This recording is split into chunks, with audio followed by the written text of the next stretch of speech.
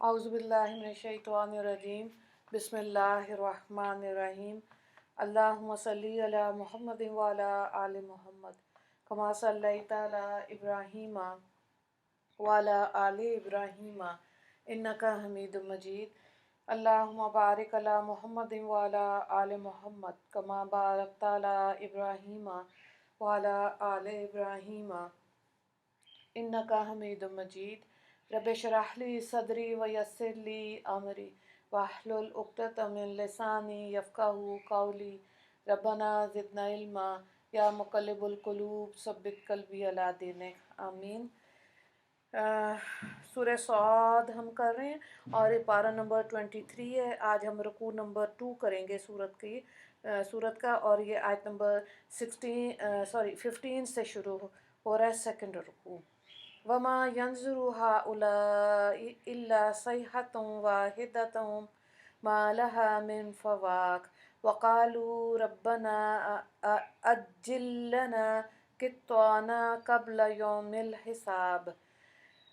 اچھا، اور یہ لوگ بس ایک زور کی چیخ کے منتظر ہیں جس میں دم لینے کی گنجائش نہیں ہوگی، اور یہ لوگ کہتے ہیں کہ اے ہمارے رب، ہمارا حصہ ہم کو روز حساب سے پہلے دے دے۔ اصبر علی ما یقولون واذکر عبدنا داؤد ذا الایدی انہ اواب انا سخرنا الجبال معه یسبحن بالعشی والاشراق والطیر محشورہ کل لہ اواب وشددنا ملکہ وآتیناہ الحکمۃ وفصل الخطاب وهل آتاک نبأ الخصم اذ تصوروا المحراب اذ دخلوا على داود ففزع منهم قالوا لا تخف خصمان بغى بعضنا على بعض فاحكم بيننا بالحق ولا تشطط واهدنا إلى سواء الصراط۔ آیت نمبر 22 تک میں نے پڑھا جی، ترجمے کو دیکھیں۔ اور آپ ان لوگوں کے اقوال پر صبر کیجئے اور ہمارے بندے داؤد کو یاد کیجئے جو بڑی قوت والے تھے، وہ بہت رجوع ہونے والے تھے۔ ہم نے پہاڑوں کو حکم کر رکھا تھا کہ ان کے ساتھ شام اور صبح تسبیح کیا کریں، اور پرندوں کو بھی جو کہ جمع ہو جاتے تھے سب ان کی تسبیح کی وجہ سے مشغول ذکر رہتے۔ ہم نے ان کی سلطنت کو بڑی قوت دی تھی، اور ہم نے ان کو حکمت اور فیصلہ کرنے والی تقریر عطا فرمائی تھی۔ اور بھلا آپ کو ان اہل مقدمے کی خبر بھی پہنچی جبکہ وہ لوگ عبادت خانے کی دیوار کو پھاند کر داؤد کے پاس آئے تو وہ گھبرا گئے۔ وہ کہنے لگے آپ ڈرے نہیں، ہم دو اہل معاملہ ہیں کہ ایک نے دوسرے پر زیادتی کی، تو آپ ہم میں انصاف سے فیصلہ کرا دیجئے اور بے انصافی نہ کیجئے اور ہم کو سیدھی راہ دکھا دیجئے۔ صحیح حدیث کی روایات کے مطابق دیکھیں کہ حضرت داؤد کے بارے میں آتا ہے آپ ہمیشہ ایک دن ناگا کر کے روزہ رکھتے اور روزانہ ایک تہائی رات نماز میں گزارتے تھے، جیسا کہ ایک حدیث میں نبی کریم صلی اللہ علیہ وآلہ وسلم نے ارشاد فرمایا کہ اللہ تعالیٰ کے نزدیک سب سے زیادہ پسندیدہ نماز داؤد علیہ السلام کی ہے، اور سب سے زیادہ پسندیدہ روزے داؤد علیہ السلام کے ہیں۔ وہ آدھی رات سوتے، ایک تہائی رات عبادت کرتے، اور پھر رات کے چھٹے حصے میں سو جاتے، اور ایک دن روزہ رکھتے اور ایک دن افطار کرتے، اور جب دشمن سے ان کا مقابلہ ہو جاتا تو فرار اختیار نہ کرتے، اور بلا شبہ وہ اللہ کی طرف بہت رجوع کرنے والے تھے۔ پھر ایک صفات کے بارے میں آتا ہے کہ ایک صفت تو آپ کی کہ قوت والے ہونے کی یہ فرمائی کہ آپ میں بہت طاقت تھی، دوسری صفت اواب کی فرمائی یعنی اللہ کی طرف بہت رجوع ہونے والے تھے۔ اس کے بعد ان نعمتوں کا ذکر فرمایا گیا جو اللہ تعالیٰ نے حضرت داؤد علیہ السلام پر فرمائی تھی۔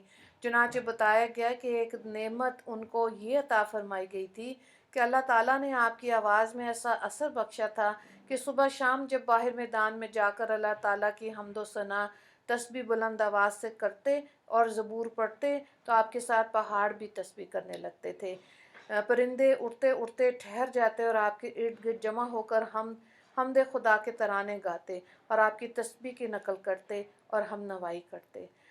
दूसरी नेमत ये कि अल्लाह ताला ने आपको वसी और पुरशौकत सल्तनत अता फरमाई थी। लिखा है कि आपकी मुमलिकत में शाम, इराक़, फ़लस्तीन, उर्दन और हिजाज़ का एक हिस्सा शामिल था। तीसरी नेमत ये कि अल्लाह ताला ने आपको हिकमत यानी नबूवत अता की थी और सही फ़ैसला करने की क़ुव्वत बख्शी थी।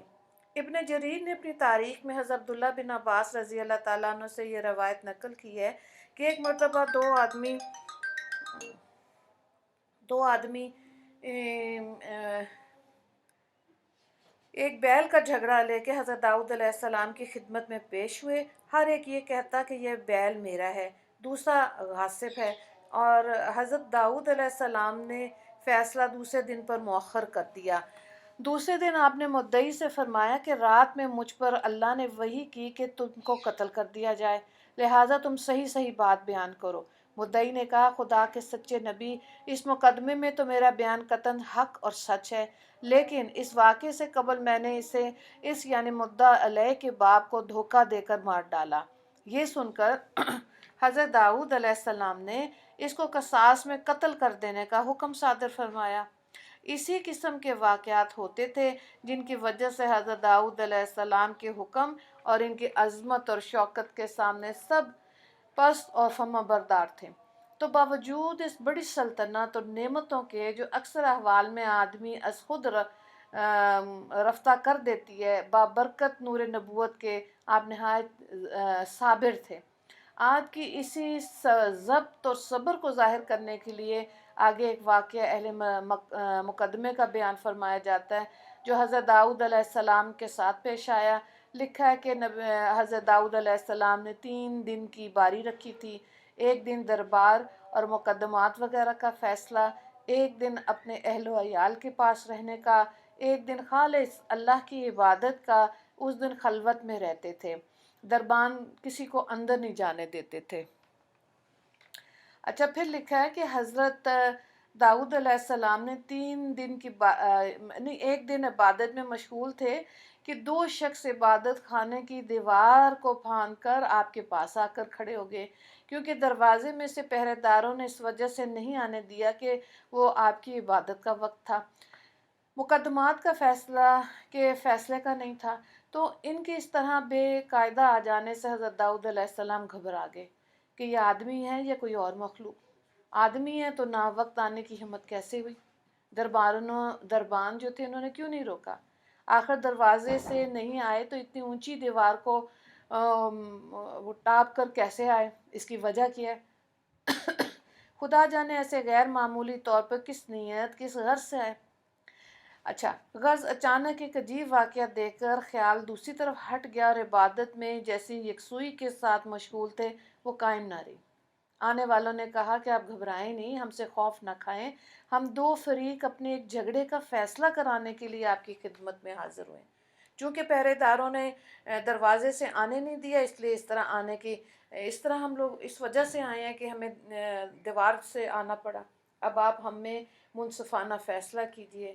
और मुफस्सिरीन ने आयात के तहत लिखा है कि आप कैसे साबर मुहतमल थे कि ऐसे बड़े जलीलुल कदर सल्तनत के खलवत खाना ख़ास में किसी की बे इजाज़त, फिर इस बेढंगेपन से आ घुसना, फिर बातचीत इस तरह से करना कि अव्वल तो ये कहना ला तखफ़ुफ़ यानी डरो मत, फिर ये कहना कि इंसाफ से फ़ैसला करना, इस पर मज़ीद ये कहना कि बेइंसाफ़ी मत करना। गर्ज़ इनका मजमुआ अक़वाल और अफ़आल बज़ाहिर गुस्ताखी दर गुस्ताखी था, और इसमें दाऊद अलैहिस्सलाम के तहम्मुल और सब्र का इम्तिहान था कि आया ज़ोर सल्तनत में इन मुतवातिर गुस्ताखियों पर गिरफ्त करते और इस मुकदमे को मुलतवी करके इन पर दूसरा मुकदमा कायम करते, या ग़ल्बे नूर नबूवत से फिर माफ़ फरमाते और इस मुकदमे को कमाल अदल से बिलाशुबा गैज़ और गज़ब से फ़ैसला करते हैं। चुनांचे आप नहायत साबिर साबित हुए। मुकदमे को नहायत ठंडे दिल से आपने सुना और फ़ैसला फरमाया, जिससे मुफस्सरीन ने कराम ने बतौर नतीजा ये बयान किया कि जिस किसी को अल्लाह ताला ने कोई बड़ा रुतबा या मनसब दिया हो और आम मखलूक की ज़रूरियात इससे मुतल्लिक हों, तो इसको चाहिए कि वह अहले हाजत की बेकायदगियों और गलतियों पर हद्दुल वसा सब्र करे और सब्र से काम ले कि इस मर्तबा मुनसब का यही तकाजा है, ख़ास तौर से अहकाम को इसका लिहाज रखना चाहिए। अगली आयत को देखें, आयत नंबर 23 से लेकर 26 तक। इन्ना हाज़ा अखी लहू तिस्उन व तिस्ऊना नअजतुन वलिया नअजतुन वाहिदा फ़क़ाल अकफिलनीहा व अज़्ज़नी फ़िल खिताब। ये शख्स मेरा भाई है, इसके पास 99 दुम्बियाँ हैं और मेरे पास एक दुम्बी। सो ये कहता है कि वो भी मुझको दे डाले और बातचीत में जो मुझको दबाता है। दाऊद अलैहिस्सलाम ने कहा, ये जो तेरी दुम्बी अपनी दुम्बियों में मिलाने की दरख्वास्त करता है तो वाकई तुझ पर जुल्म करता है। और अक्सर शुरका एक दूसरे पर ज्यादती किया करते हैं, मगर हाँ, जो लोग ईमान रखते हैं, नेक काम करते हैं, और ऐसे लोग बहुत ही कम हैं। दाऊद अलैहिस्सलाम को ख्याल आया, हमने इनका इम्तिहान किया। सो उन्होंने अपने रब के सामने तौबा की और सजदे में गिर पड़े और रजू किया।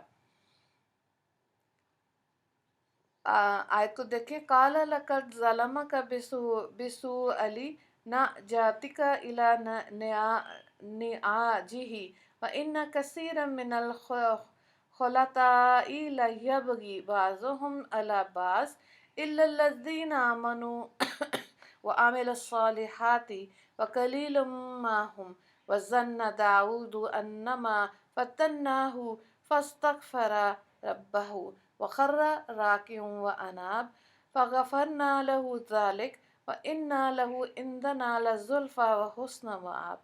सो हमने इनको वो माफ़ कर दिया और हमारे यहाँ इनके लिए कुर्ब और आला दर्जे की नेक अंजामी है। या दाऊद इन्ना जअलना का खलीफतन फिल अर्ज़ि फ़हकुम बैनन नासी बिल हक्की वला तत्तबिल हवा फ़युज़िल्लका अन सबीलिल्लाह इन्नल्लज़ीना यज़िल्लूना अन सबीलिल्लाहि लहुम अज़ाबुन शदीदुम बिमा नसू यौमिल हिसाब।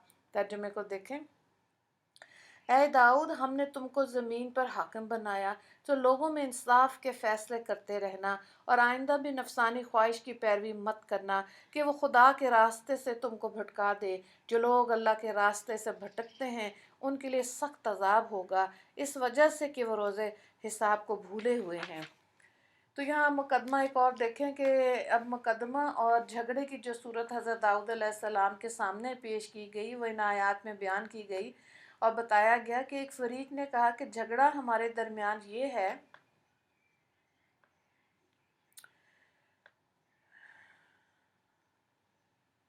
अच्छा कि मेरे इस भाई के पास 99 दुम्बियाँ हैं, मेरे पास सिर्फ एक है। ये चाहता है कि वो एक भी किसी तरह मुझसे छीन कर अपनी 100 पूरी कर ले, और जैसे माल में से ये मुझसे ज़्यादा है, बात करने भी मुझसे तेज़ है, जब बोलता है तो मुझको दबा लेता है और लोग भी इसकी हाँ में हाँ में ला देते हैं। गर्ज मेरा हक छीनने के लिए ज़बरदस्ती की बातें करता है। हज़रत दाऊद अलैहिस्सलाम ने अपनी शरीयत के कायदे के मुताबिक सबूत वगैरह तलब किया होगा और फिर फरमाया कि ये इसकी ज़्यादती और नाइंसाफ़ी है। चाहता है कि इस तरह अपने गरीब भाई का माल हड़प कर जाए, और आम लोगों में ऐसा ही एक दूसरे पर जुल्म और ज़्यादती करने की आदत है कि कभी चाहता है कि ज़ईफ़ को खा जाए। हाँ, अल्लाह के नेक और ईमानदार बंदे इससे मुस्तस्ना है कि वो ऐसी जुल्म और ज़्यादती नहीं करते, मगर वो दुनिया में थोड़े हैं। अलगर्ज हज़रत दाऊद अलैहिस्सलाम ने इंसाफ पर मबनी फ़ैसला करके फ़ैसले को ख़त्म कर दिया। इस तमाम किस्से के बाद जब फ़रीक़ैन चले गए तो हज़रत दाऊद अलैहिस्सलाम को एहसास हुआ कि मेरा हक़ में ये फ़ैसला एक फ़ितना और इम्तिहान था। इस ख्याल के आते ही वो अपनी ख़ता माफ़ कराने के लिए नहायत आजिज़ी के साथ दरगाह इलाही में सरबर सजूद हो गए और तलब मग़फ़रत करने लगे। अल्लाह ताला ने आपके इस्तग़फ़ार को शर्फ़ कबूलियत बख्शा और आपकी ख़ता को माफ़ कर दिया और आपकी अज़मत और क़ुर्ब को दोबाला कर दिया। फिर ये नसीहत फरमाई कि ए दाऊद, हमने तुमको ज़मीन पर अपना खलीफा बनाकर भेजा है, इसलिए तुम्हारा फ़र्ज़ है कि अल्लाह की इस नियाबत का पूरा पूरा हक़ अदा करो اور معاملات کے فیصلے شریعت الہی کے موافق انصاف کے ساتھ کرتے رہو، اور جس طرح اب تک کبھی نفسانی خواہش کی پیروی نہیں کی، آئندہ بھی نفسانی خواہشات کی پیروی مت کرنا، کیونکہ یہ چیز انسان کو اللہ کی راہ سے بھٹکا دینے والی ہے، اور جب انسان اللہ کی راہ سے بھٹکتا ہے تو پھر ٹھکانہ کہاں۔ اور عموماً خواہش نفسی کی پیروی اس لیے ہوتی ہے کہ آدمی کو حساب کا دن یاد نہیں رہتا۔ اگر یہ بات مستحضر رہے کہ ایک روز اللہ کے سامنے جانا ہے اور ذرا ذرا عمل کا حساب دینا ہے، تو آدمی کبھی اللہ کی مرضی یا اپنی نفسانی خواہشات کو مقدم نہیں رکھے گا۔ تو یہاں پر الغرض ان آیات کی تشریح کے سلسلے میں بعض محقق اور محتاط مفسرین نے یہ فرمایا کہ اللہ تعالیٰ نے خاص حکمت و مصلحت سے اپنے جلیل القدر پیغمبر کی اس امتحان کی تفصیل کو کھول کر بیان نہیں فرمایا، اس لیے ہمیں بھی اس کی کاوش میں پیچھے نہیں پڑنا چاہیے، اور جتنی بات قرآن کریم میں مذکور ہے صرف اسی پر ایمان رکھنا چاہیے۔